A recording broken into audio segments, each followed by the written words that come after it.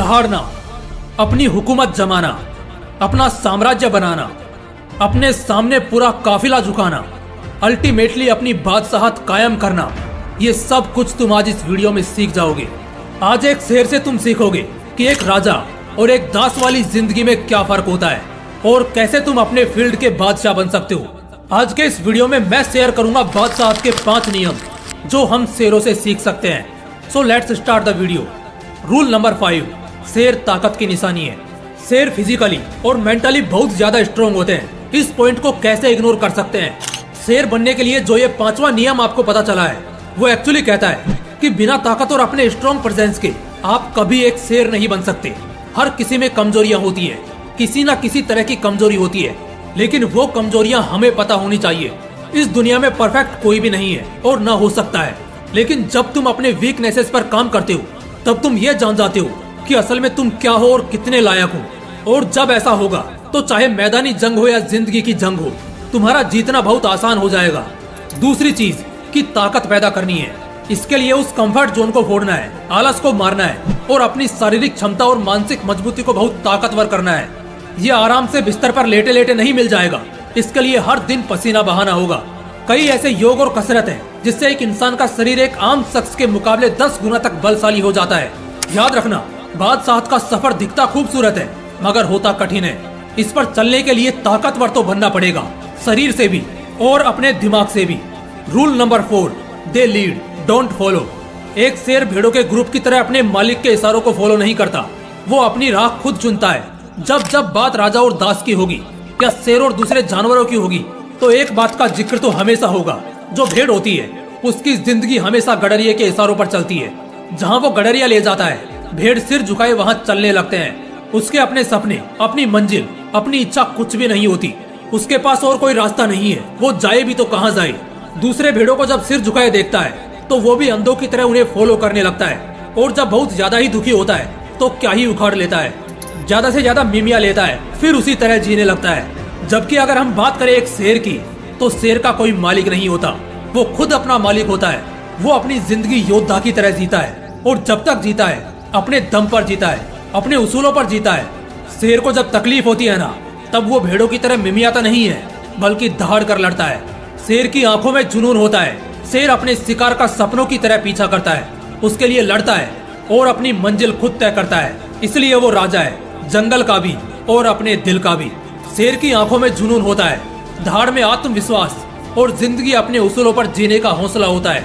इसीलिए वो राजा जैसी जिंदगी जीता है। Rule number 3, your circle matters. कुछ लोग ऐसे होते हैं ना जो कहते हैं हमें अच्छा होना चाहिए, हमारे दोस्त बुरे हो तो भी इससे कोई फर्क नहीं पड़ता। मैं बता दूं, ये एक बहुत बड़ी गलतफहमी है जो एक एज गुजरने के बाद हमें भी समझ में आती है, लेकिन तब समय में पीछे जाकर इस गलती को सुधारने का रास्ता नहीं होता। अगर किसी शेर के नवजात बच्चे को कुत्तों के झुंड में बचपन से ही पलने दे तो क्या लगता है वो कभी दहाड़ पाएगा? कभी नहीं। वो भौंकना सीख जाएगा। वो शेर होते हुए भी अपना अस्तित्व गंवा देगा, राजा होते हुए भी गुलामी करने लग जाएगा। हाँ, एग्जैक्टली यही होता है हर किसी के साथ। उसका स्वभाव, नियत, एटीट्यूड, मजबूत या कमजोर दिल और सबसे अहम मानसिकता, ये सब जिंदगी के शुरुआती लम्हों से जुड़ी होती है।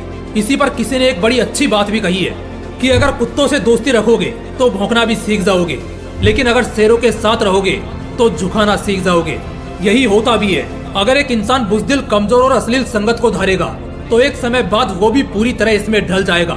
अगर वो फियरलेस और स्ट्रॉन्ग पर्सनैलिटी माइंडसेट वाले लोगों के साथ रहेगा तो वो भी धीरे धीरे एक बहुत ही रफ और टफ आदमी हो जाएगा। इसलिए अगर राजा बनना चाहते हो तो गुलामों और नौकरों की संगत छोड़ दो, वरना वहीं तक सीमित रह जाओगे। रूल नंबर 2, शिकारी की तरह सोचो, शिकार की तरह नहीं। जंगल की भाषा में शेरों का एटीट्यूड ऐसा होता है, तुम बादशाह की तरह सोचो, बेचारों की तरह नहीं। जब बात शेर की आती है तो वो ये कभी मान ही नहीं सकता कि कभी उसका भी शिकार हो जाएगा। हाँ, हालांकि कई बार वो भी फंस जाता है, शिकार भी हो जाता है, लेकिन पैदा होने से लेकर अब तक उसके मन में, उसकी मानसिकता में यही बात बैठी है कि वो यहाँ राज करने को पैदा हुआ है, दूसरों का जुल्म सहने को नहीं। उसका वो किलिंग एटीट्यूड ही है जो उसको सभी जानवरों का बाप बनाता है। अगर तुम्हारा एटीट्यूड हमेशा इतना स्ट्रांगली दिखेगा ना जैसे तुम अपने काम में बाजी मारने के लिए उतरे हो, तो तुम्हारे दूसरे कंपेटिटर्स की तो इस एटीट्यूड से ही फट जाएगी। वैसे भी जब एक ऐसा किलिंग एटीट्यूड लेकर कोई इंसान अपनी जिंदगी जीता है, खेल खेलता है, तो हमेशा वो सबसे टॉप पर पहुंच ही जाता है। इसलिए हमेशा टारगेट बनोगे ऐसा मत सोचो, बल्कि हमेशा टारगेट करोगे और उसे हासिल भी करोगे। इस एटीट्यूड के साथ बिंदास अपने सपनों पर काम करो, अपने खेल के बाप बन जाओगे। Rule number 1, fearless fighter and fantastic dominance. यहाँ पर देखोगे तो हाँ, शेर फियरलेस होते हैं, बहुत अच्छे से हमें पता है, लेकिन कितना होते हैं तुम इसका अंदाजा भी नहीं लगा सकते। डर हर जीव प्राणी में है, लेकिन अगर टॉप के कुछ ऐसे प्राणी निकाले जिसमें डर सबसे कम हो तो वो शेर है। और शायद इसलिए जंगल के दूसरे जानवरों में इसकी दहशत है। एक बड़े फिलोसोफर ने एक बड़ी पावरफुल लाइन कही थी, when you become fearless life become limitless. यानी कि जब तुम बहादुर हो जाते हो तो जिंदगी असीमित हो जाती है। यानी अब तुम जिंदगी में बहुत ऊंचाई तक जा सकते हो, क्योंकि अब किसी भी कोशिश को अंजाम देने, मंजिल को चुनने और औकात के बाहर जाने में तुम्हें डर नहीं लगता। इसी तरह एक टर्म यूज किया गया है फाइटर, जिसका एग्जाम्पल शायद एक शेर से अच्छा कुछ और हो ही नहीं सकता। और ये तब ज्यादा खतरनाक हो जाते हैं जब ये घायल होते हैं, तकलीफ में होते हैं। कई ऐसे एग्जाम्पल्स हमने देखे हैं महान लोगों के कि जमाने में वो बुरी तरह बदनाम हुए, लेकिन लड़ते रहे और फिर अपना बहुत बड़ा नाम कर लिया।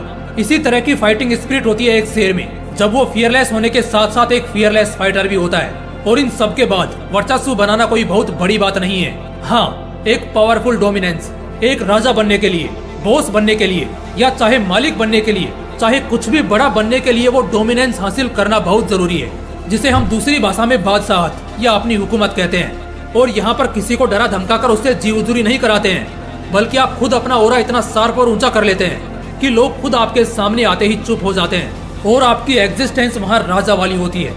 दोस्तों, ये थे एक शेर से सीखने वाले बादशाहत के 5 नियम। उम्मीद